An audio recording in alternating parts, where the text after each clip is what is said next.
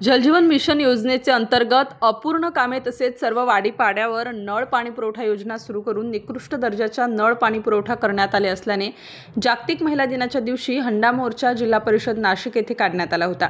त्यानंतर संबंधित गटविकास अधिकारी यांना आदेशित केले होते की ज्या ज्या ठिकाणी पाणी टंचाई आहे त्या ठिकाणी पाणी पुरवठा सुरू करण्यात यावा।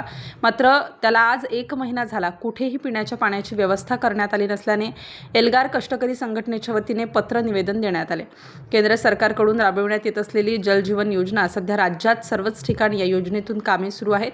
मात्र ती कामे कासव गतीने सुरू आहेत। जे कामे शासन निर्णयानुसार ग्रामीण भागातील सर्व कुटुंबाला सन 2024 पर्यंत हर घर नल से जल प्रमाणे पाणी पुरवठा सुरू करण्यात येईल असे अपेक्षित होते। नाशिक जिल्ह्यातील त्र्यंबक तालुक्यातील अनेक कामे अपूर्ण आहेत। अशा सर्व कामाची चौकशी करून दोषींवर कारवाई करावी व पुढील बिले अदा करू नये अशी मागणी एल्गार कष्टकरी संघटनेच्या वतीने अनेकदा केली आहे। अनेकदा रास्ता रोको आंदोलन, ग्रामपंचायतवर हंडा मोर्चा काढण्यात आला, मात्र या पंचायत समितीचे असंवेदनशील गटविकास अधिकारी झोपेचे सोंग घेत आहेत। तालुक्यात शासनाने कोट्यावधी रुपयांची तरतूद केली असतानाही अजूनही अनेक वाडीपाडे मात्र पाण्यापासून वंचित आहेत। ग्रामसेवक यांच्यावर देखील शिस्तभंगाची कारवाई करण्यात यावी। जलजीवन योजनेची कामे अपूर्ण कामाची चौकशी करून दोषींवर कारवाई करावी। जलजीवन योजनेच्या सर्व कामांचे सामाजिक लेखापरीक्षण करावे। तळेगाव, टाके देवगाव, मुळेगाव, चंद्राचे मेट, देवगाव या ठिकाणी तात्काळ टँकरने पाणी पुरवठा सुरू करण्यात यावा।